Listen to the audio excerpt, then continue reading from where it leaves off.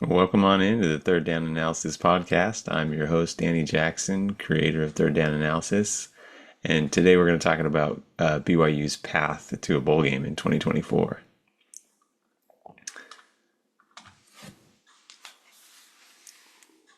All right.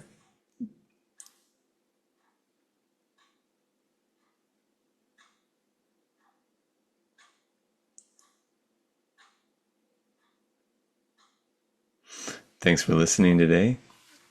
Before we jump into BYU's path to a bowl game, for those of you who've been listening to the podcast, you know what comes next.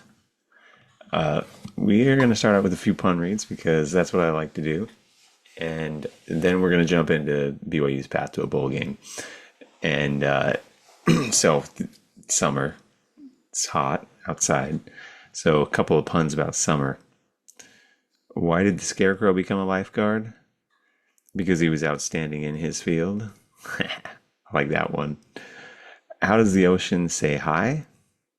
It waves. And we'll cap it at 3 for the beginning, but if I remember, we'll do some more. Why did the sun go to school? To get a little brighter. So I like that one too. All right. BYU's path to a bowl game. I've seen a lot of fans put out a lot of thoughts, whether it's on Cougar Board, whether it's on Twitter, different articles. And at the end of the day, you could slice and dice this a number of different ways. But here's how I'm going to break it down. I'm going to break down the games into a couple of different tiers and walk you through the path that I believe they have to get to a bowl game. I don't think they're going to go to a bowl game. So to be up clear and to be up front, I'm not optimistic about their chances of going to a bowl game this year, but I do think they will actually improve. The Big 12 has gotten better and their schedule is more difficult. So that's going to be the challenge that BYU fans are heading for this year. We're all heading for Heartbreak City. And in case you can't see, yes, got my BYU shirt on. For those of you on audio, got the BYU shirt on. So let me talk about schedule before we jump in, and then also talk about what needs to happen. So this is an optimistic view. This is, hey, if BYU is going to get to a bowl game, this is how I believe they're going to need to do it. Their schedule sets up ideal for a team that would be going to win the conference title. A kind of ideal. Utah, Kansas, those schools have much easier schedules. That's ultimately what you would like. And that's going to happen in a 16-team conference. You're going to end up with schedules that are brutal and schedules that are cakewalks. And sometimes that's just how it goes. You beat the team in front of you. I'm one of those guys who likes to think that I want to beat the best in order to be the best. So there's an argument that if you're a conference, if BYU is a conference title contender, then great, give them all the hard teams like they've got this year, as opposed to Utah's schedule. But nonetheless, looking at squarely at BYU, if they were a conference title contender, the way that the schedule sets up in terms of home versus road would be advantageous. And that is, I've been talking about this for a while now. You can go back in some of my other podcasts or some of my thirddownanalysis.com content. And what you'll see is the thought process I've walked through is that if you want to win as many games as you can, then increase the probability of winning as many of those games as you can and get them above 50%. And the challenge with BYU's schedule this year is that I think the situation is set up so that they have low probability in almost all their games. So let's take the road games first. They've got, I'm talking mostly about the Big 12 conference games, but you can even throw in SMU and Wyoming in there for this sake. If SMU, Wyoming, and then you've got Baylor, UCF, Utah, and Arizona State. Those games are all at home. With the exception of Utah, I feel pretty comfortable in saying I think BYU is the favorite. SMU, I think it's be a dogfight, but Wyoming, I feel much more comfortable saying yes. UCF, I actually also think would be a dogfight, but I would like BYU in that scenario to get the win. And then Arizona State, absolutely. Utah's the wild card because it's a rivalry game. And to me, rivalry games, it's less about the location, generally speaking. It's you throw all of the statistics and everything off the table for the most part in rivalry games because there's always this degree of it's a rivalry and you can't put your finger on something that's the bitterness and the tangible hatred that's hard to quantify. So, nonetheless, BYU, because those games are actually on the road now, and BYU's a little bit of a middle of the road team, those games become much harder to win. In UCF, SMU, even Wyoming, I am not confident that BYU is going to go in and win those games. Utah, again, rivalry. Arizona State, I do feel good about Utah's BYU's chances there. So in those cases, you would, if they were home above 50%, because they're on the road, I think that's where probabilities come down below 50%. Now let's take the home games. If BYU's conference title contender, great. You want your hardest teams at home. Awesome. Kansas State, Arizona, Oklahoma State, really difficult games at home.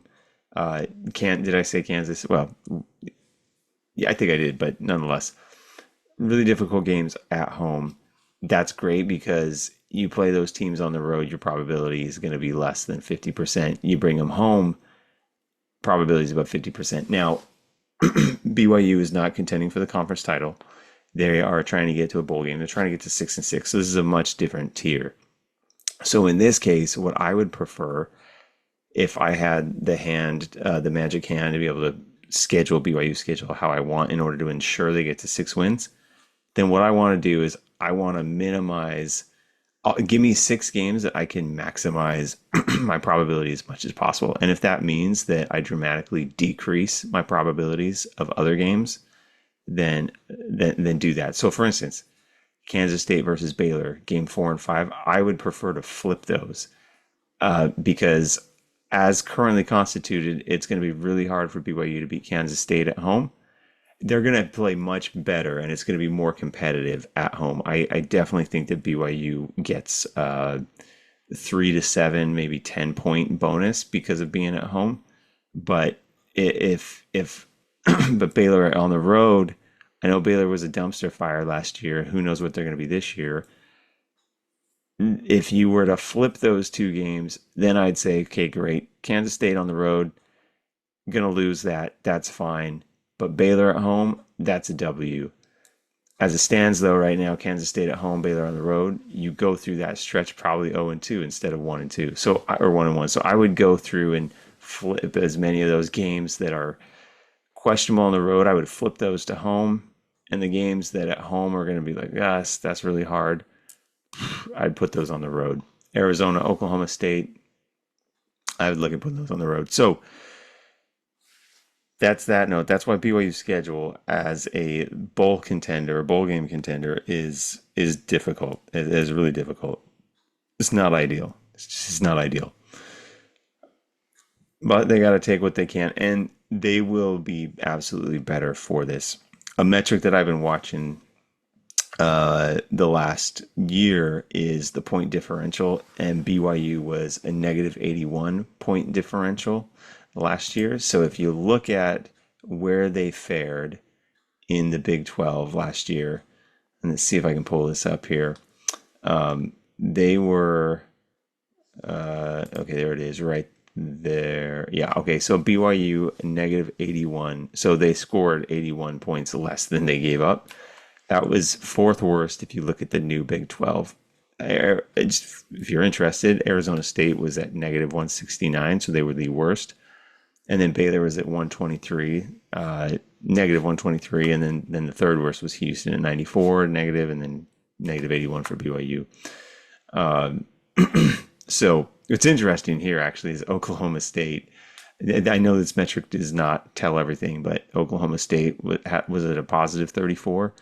They had the let's see, the 9th best point differential in the new Big 12, and hey, they got to the Big 12 title game. So, but it generally tells you something interesting. Kansas State was was leads, and Arizona State was second, or Arizona would have been second. So those are two of the better schools in the conference. So it tells you something. All right, bit of a side tangent, but hey, that's what we love.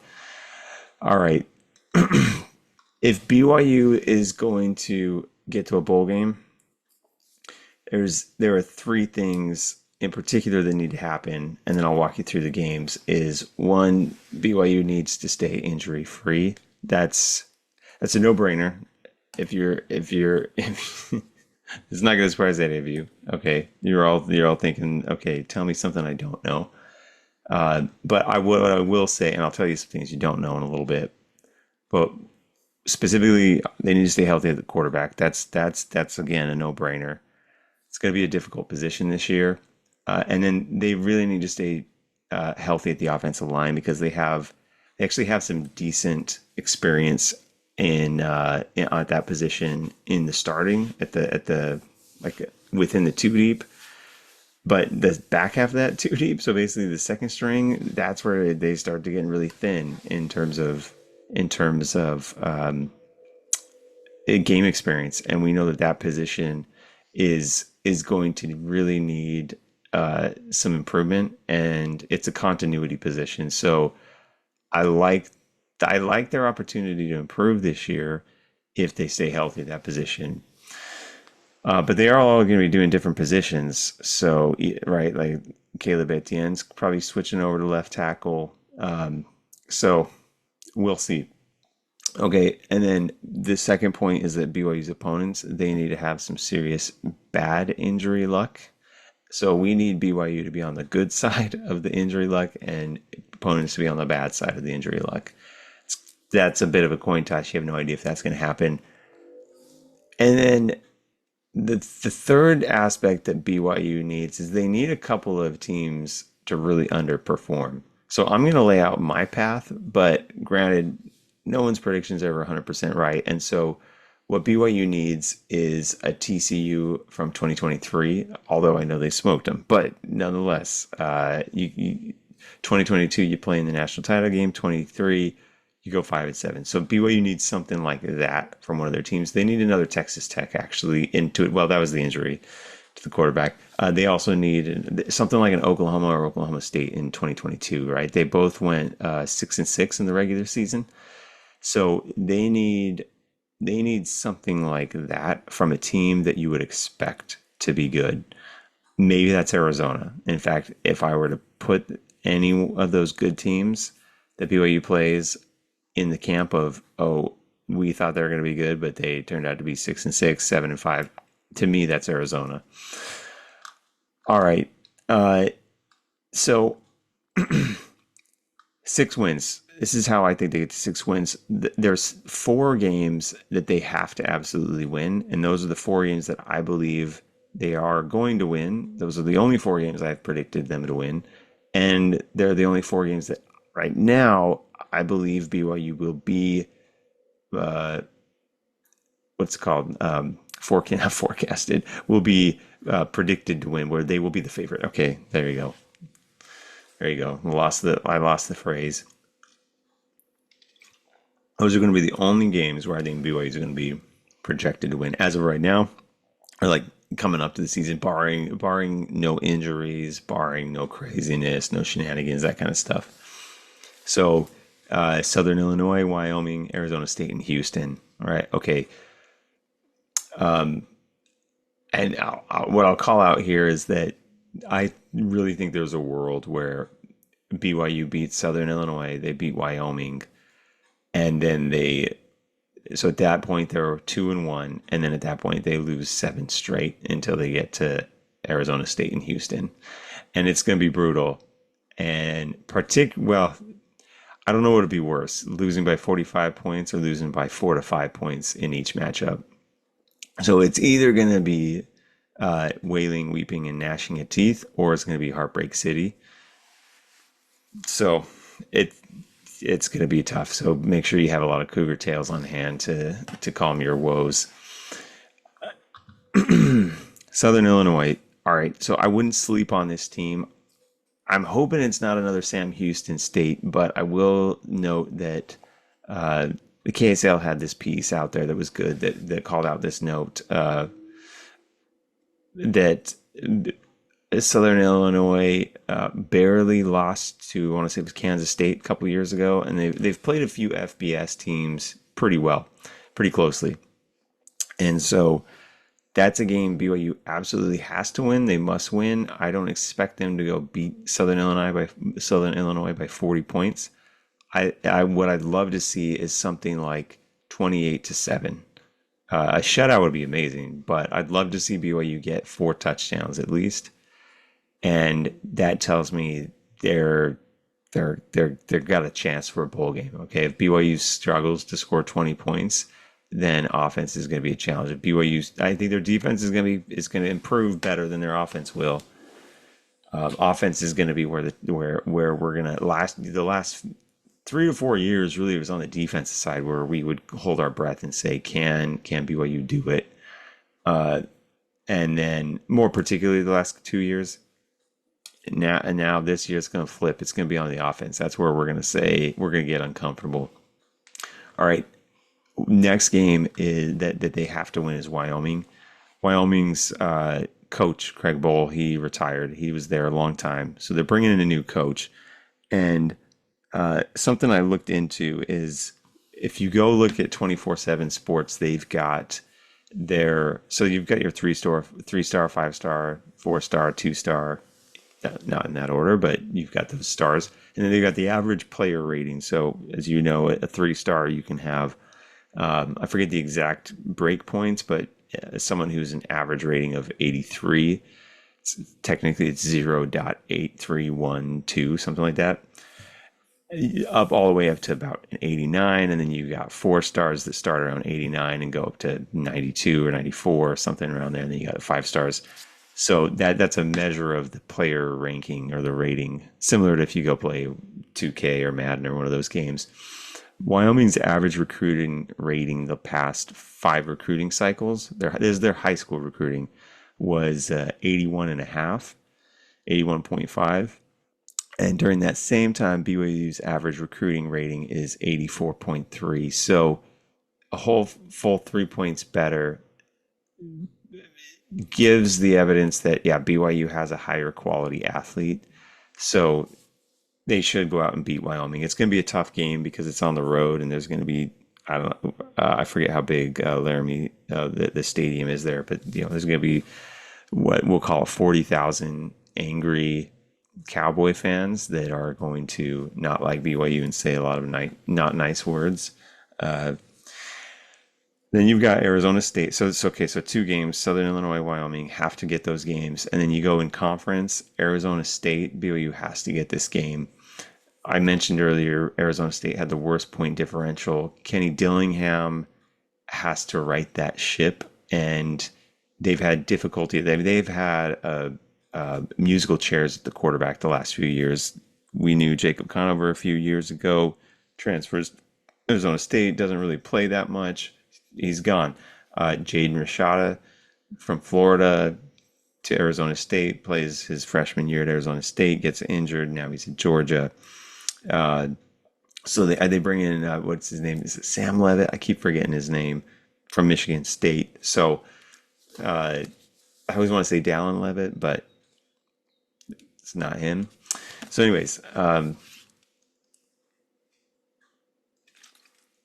we've got a drink break for if you're listening on audio. And if you're still this far, thank you for hanging in there. Like and subscribe, share, comment, all those things. That'd be amazing. All right, let's see here. Then we go to the 4th game, Houston. All right, so Houston they were mediocre in offense in 2023, and they were not real great on defense. There were 6 teams last year of the new Big 12 teams that had a negative yard differential. So in other words, they gave up more yards than they gained. And Houston was among that group with the 4th worst yard differential in the conference. And so the Houston averaged 360 yards per game. They gave up 423. And about 65% of their yards on offense came from the passing game. So Donovan Smith does return. He had a key receiver, Matthew Golden, who transferred to Texas, but they've got new head coach Willie Fritz. So the thing here is that BYU, because they're at home, they've got to win this game.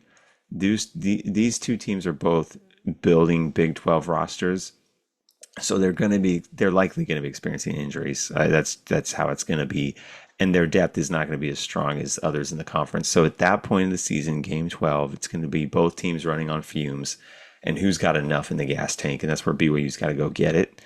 And also hope that Houston's still figuring some things out with Willie Fritz, and that he hasn't locked in and really started to generate some momentum.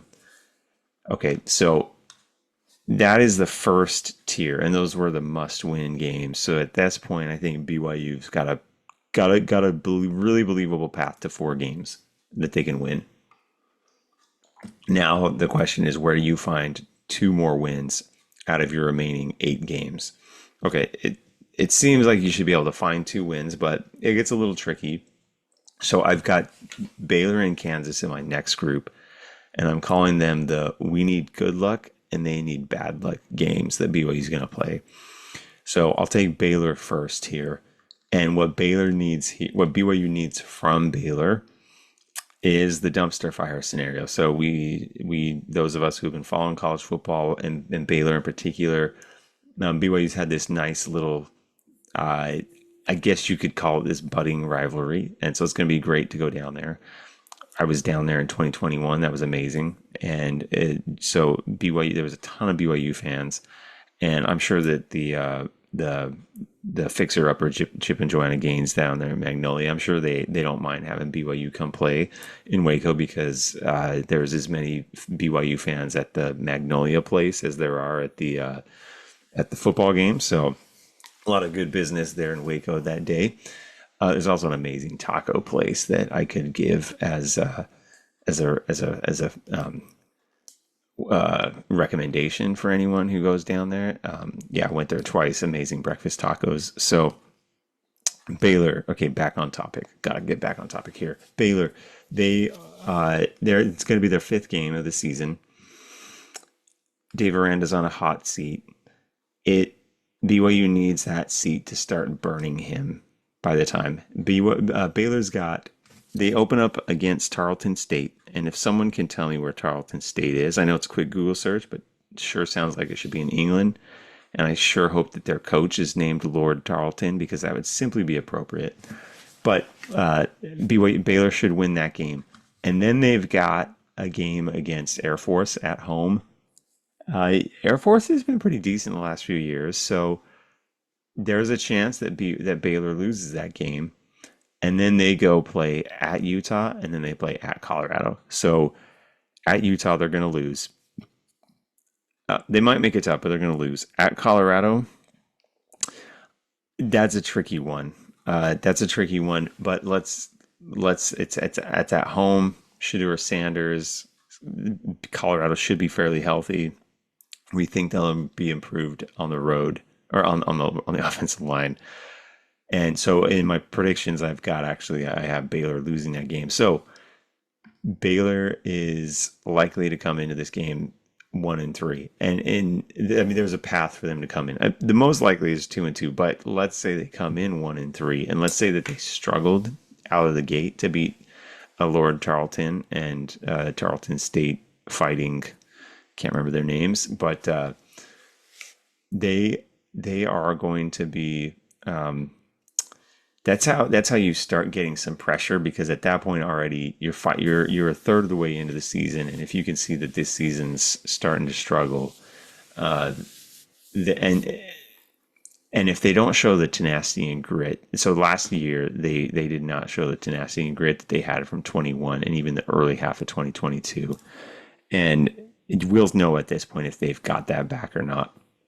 But that's how I think Baylor gets into a dumpster fire. They gave up the 3rd most yards per game in the conference last year, 421 yards. So that does not scream of toughness. If they're giving up 420 yards per game at that point, then BYU's got a shot. They have a real shot here. And between Baylor and Kansas, I think Baylor's the one that you have better odds of getting. It's earlier in the season, so clearly the faster you get to 6 games, that's just the less pressure on you to have to get it if you drag it out and you wait till the end of the season. Against Kansas, the story there is really it revolves around Jalen Daniels. So Jalen Daniels was one of the most efficient quarterbacks. He only played 4 games last year, but if you look at his statistics and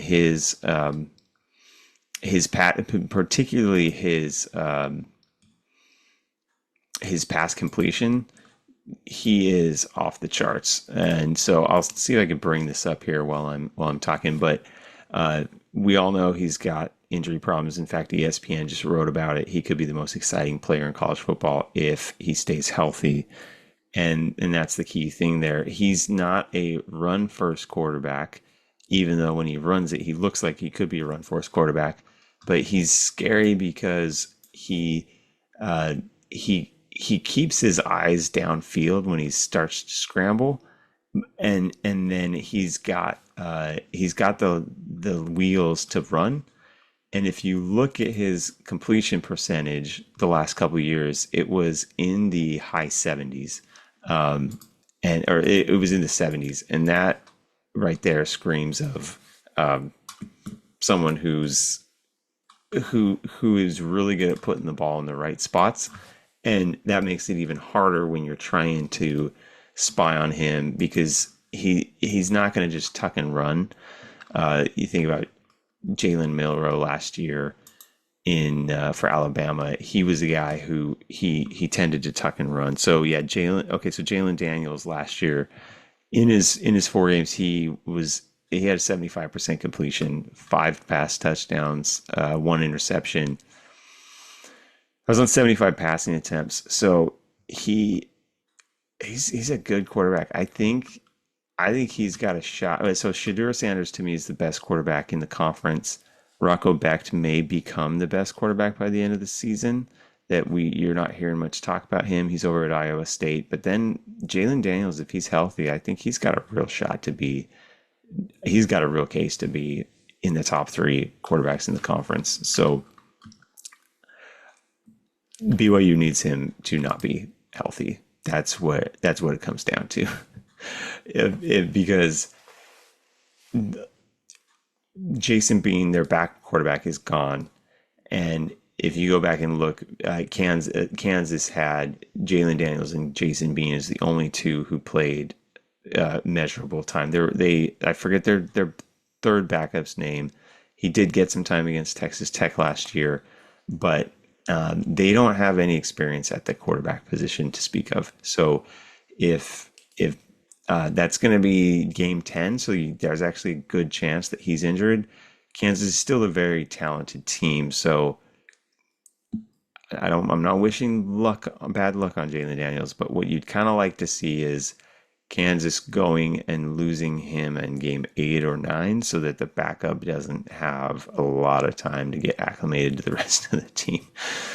But again, if Jalen Daniels is out, he's going to be out sooner in the season than game 9 or 10. And then at that point, maybe their backup is already well seasoned. So that's a tough case, but that's the Kansas situation. So let's say that BYU gets one of those 2. They have to get one of those 2, and both of those really refer to bad luck. So where then do you go to get your 6th game? And so just to recap, at this point, you've got Southern Illinois, Wyoming.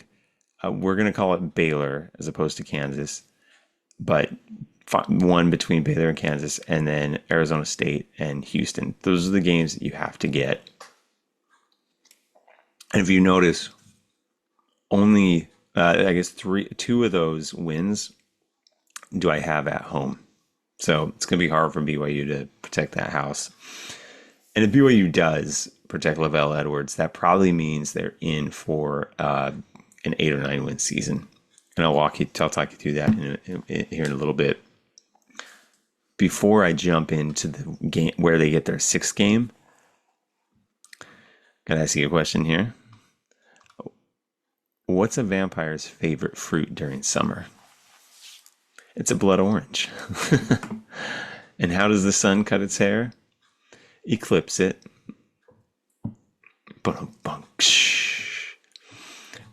And let's see, there was one other that I was gonna. Oh yeah, what do you call a snowman in the summer? It's a puddle.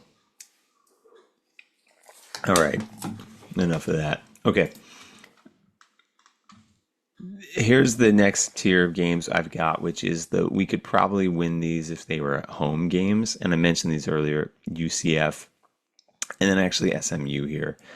So now with UCF, I've got a couple of thoughts here because I went back and forth between which game do I think is going to be the more likely between the two.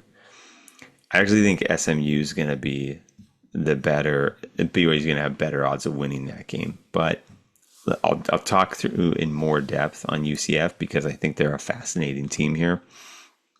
With SMU, they there's a couple of factors here, and ultimately it comes down. So they were a good team. They were a 10-win team last year, 10 plus. They won the AAC. They beat Tulane in the title game. Their quarterback returns. It's game 2. It's on a Friday, so it's going to be a weird, unusual travel for BYU, and they've got to travel likely on a Thursday so that they're not traveling on game day. That's a bad idea.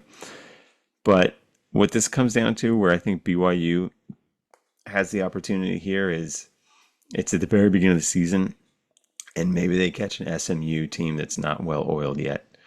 Now the reverse could be said for SMU, that BYU has not figured out their offensive line or their quarterback, so SMU gets them.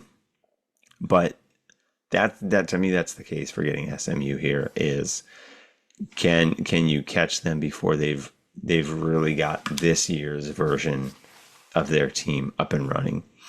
And we'll see. But the reason why I'm less optimistic about the UCF game is for a couple of reasons. One, UCF I think they've got a chance to be sneakily good. They were picked 8th in the preseason poll. Last year they finished 6-7, but they got 3 Big 12 wins. They were a weird team to watch because they were really up and down. So early in the season, they lose to Baylor by giving up was it 28 or 29 straight points against Baylor in the fourth quarter. And that was a 3-9 Baylor team. In fact, that was Baylor's only Big 12. That was Baylor's only Big 12 victory. So that was actually no, I take that back. Baylor had. Oh no, I take that back. Baylor had 2 wins in the conference. They were 2-7. So, but nonetheless, you get the point. And then UCF almost beats Oklahoma on the road, and then they smash Oklahoma State at home the week after Oklahoma State beats Oklahoma. They smashed them 45-3. So UCF was tricky to figure out. That's another game where BYU they're going to be in this stretch where they're going to have been at home for nearly 4 weeks, because you take from the day after the Baylor game, BYU's home, and then they've got a week, a bye week, and then they've got Arizona, so that's 2 weeks, and then they got Oklahoma State, that's 3 weeks, and then almost a full 4th week where they're in Provo before they travel to UCF. But it is going to be a Thursday travel in order to get there. That's typically what Kalani and the team do for East Coast. It's going to be an early kickoff, I'm sure. That's the most likely is that they're going to get that noon Eastern, 10 a.m. Mountain kickoff window. They could get a slightly later window. It would likely be that second window that they would get, but it's going to be an earlier game nonetheless. And then recruiting, UCF's actually, so they've been okay. So I don't know if you've been paying attention to their recruiting, but they've got an average player rating of 86.41, and I said BYU's was 84.3. Yeah, 84.3. Another note on UCF here is that last year, uh, 2023 was 87.3, and then in 2024 was 88.3, and that was third best in the conference behind Colorado and Texas Tech, and they were in the top 30 if you look at the average player rating. So I don't love looking at the where did the class finish ranked, where was the overall class, because that is impacted by the number of recruits that you bring in. But if you simply look at the average player rating, UCF was in the top 30 last year. So don't know if all those guys are going to be playing, but they're bringing in a lot of good talent. They've got Gus Malzahn, who is in a really good position because he's for UCF because he's been there. He's been to the top. He's won a national title, and that accounts for something. That means something. And then they bring in KJ Jefferson. Now, quick note on him, and I don't mean to make this a UCF preview, but I go into this depth simply because I think they're fascinating, and I think this underscores why that game is going to be really hard for BYU to go get. So this is where they would need a miracle to go out there, because they're going to be coming from having played brutal Kansas State. You fly down to Baylor, that's a tough game, and then you've got Arizona, Oklahoma State back-to-back, and then you've got UCF, and then you've got a bye, and then you've got Utah coming after that. So they're thrown in there in the middle, and they've got to go do this really quick travel before they come back, and they hang around Utah for another 3 weeks, almost 4 weeks again before they go down to Arizona State. So they're just wedged in this really interesting place in the calendar. And KJ Jefferson, I think there's probably two camps. Each of you fall into two camps here. One is you are scared of him because of the 2022 version, or you are not scared of him because of the 2023 version. And what I'm here to say is that he is more likely to be the 2022 version because he's got one of the best running backs in the country, not only the conference, behind him, in RJ Harvey. RJ Harvey had over 1,400 yards last year, 16 touchdowns. He averaged 6.3 yards per carry, and he's a little bowling ball. You watch him, he's not very tall. His arms are about the size of the Sears Tower, Willis Tower. Excuse me, I keep calling it the Sears Tower. That's a big building. He's got some massive arms, and he must have slammed into a Slim Jim quite a bit.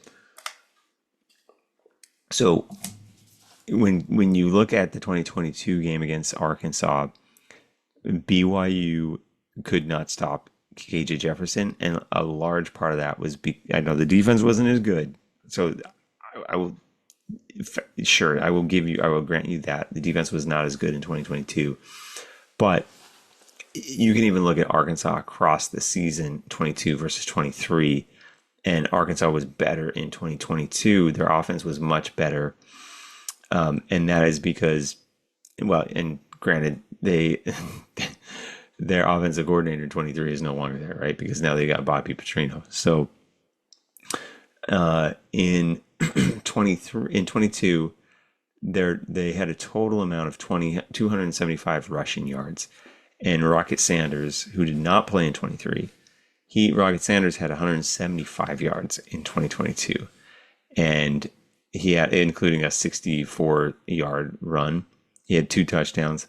Fast forward to 23, Arkansas's leading rusher was A.J. Green. He had 86 yards, and 55 of those were on that opening touchdown early on in the game. But then you take those 55 yards away, and he's got 31 yards the rest of the way. So he's not getting chunk yardage. He's not getting bulk yardage. They really effectively, Arkansas in total had 177 yards, and their next best rusher had 47 yards. So you take away that big run, and they were a pretty average rushing game. And KJ Jefferson needs the rushing game to open up his passing, which then opens up his RPO for him to be able to run and move the ball. And they're going to have that this year. So that game could get ugly for BYU. Oh, it could get ugly because the defense is going to, that's the point of the season where injuries are really going to start piling up. And now this is, again, I guess This is the how do they get to a bowl game. So in this method, I'm saying they're avoiding injuries, but it's particularly the linebacker position. That's going to be a hard game. It's going to be a hard game. So, all right, let's say they get that SM. So you have to get one of those two games. So you have to figure out a way to go down there and surprise UCF, because then you come to the last four games, and I'm actually going to set Utah aside. Utah, they're in their own group. It's a rivalry game. You can't count on that as a win because you have no idea what's going to happen.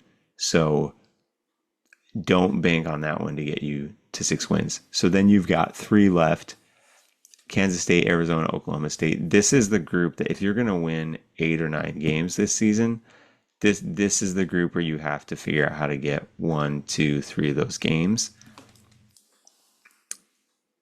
And if you haven't picked up a 5th or a 6th game against the middle group, Baylor, Kansas, SMU, UCF, then you have to figure out how to get 2 out of these 3, and that's where it's going to be really difficult because Kansas State's early in the season.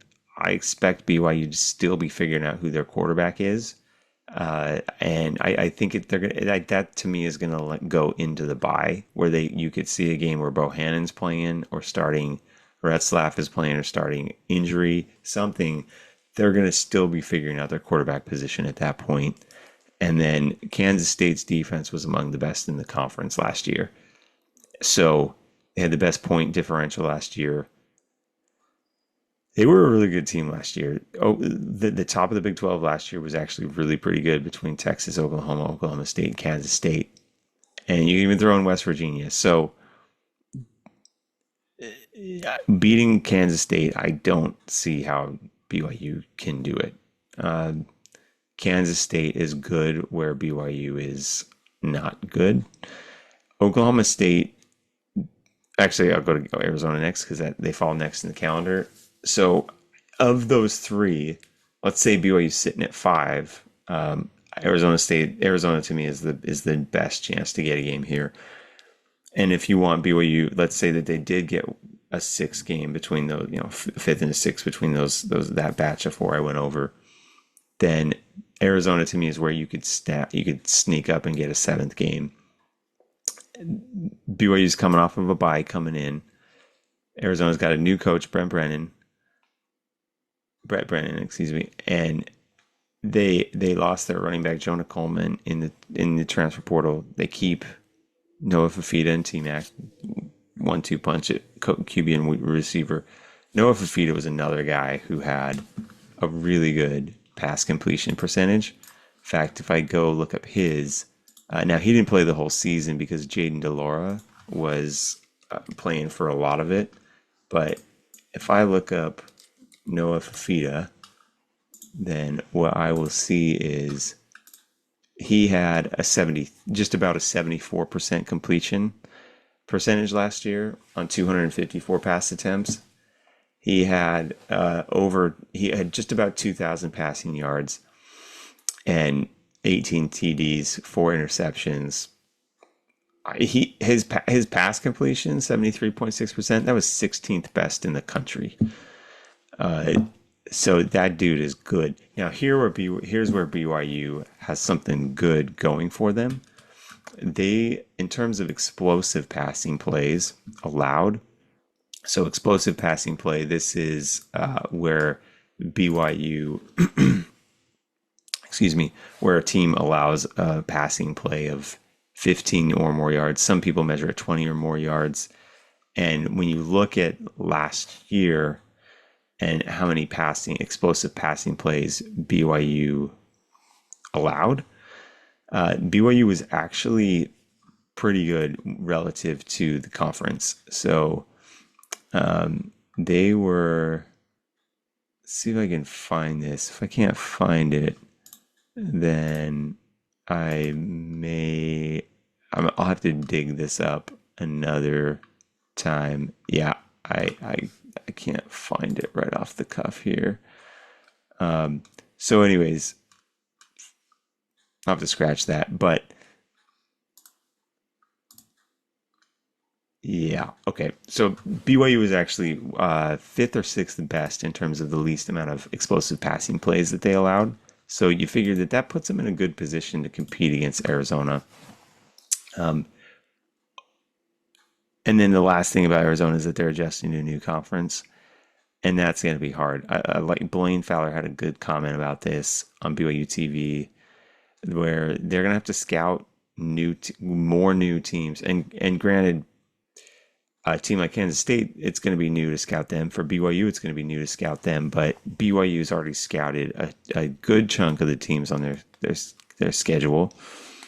But Arizona will have not scouted BYU for a while. So, and then all their other teams that they're playing: Arizona State, TCU, or I mean, excuse me, not Arizona State, Kansas State, TCU, Texas Tech, etc.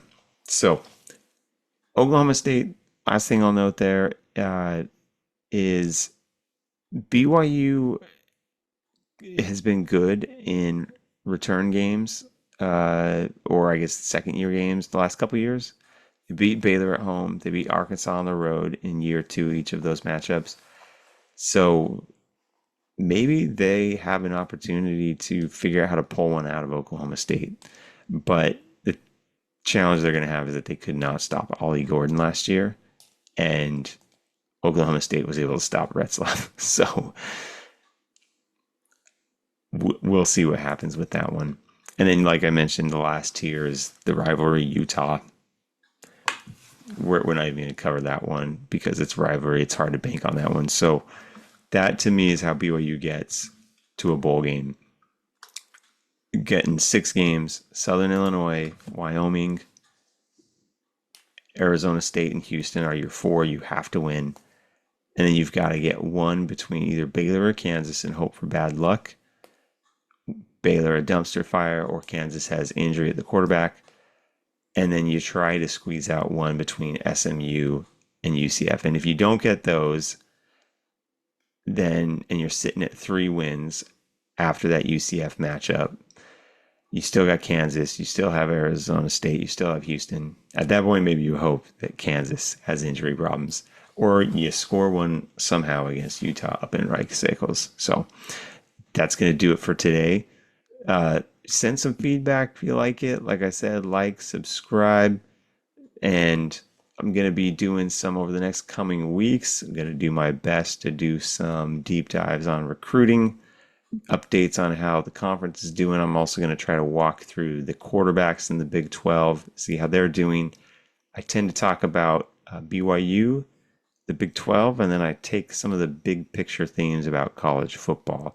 Done some podcast episodes recently about Big 12 naming rights, about private equity in general in the college football world, some BYU hot takes. In fact, that episode I covered all 3 of my big topics. So, all right, that'll do it. Thanks. Have a great day.